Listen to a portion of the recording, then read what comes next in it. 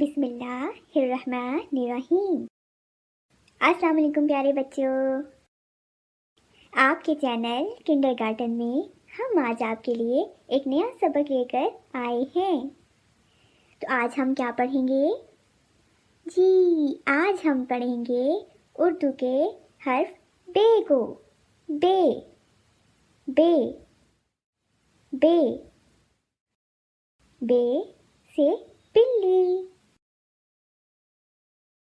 بے بلی۔ جی بے سے بلی۔ بے سے بارش، بے بارش بے بارش۔ بے سے بندر، بے بندر بے بندر۔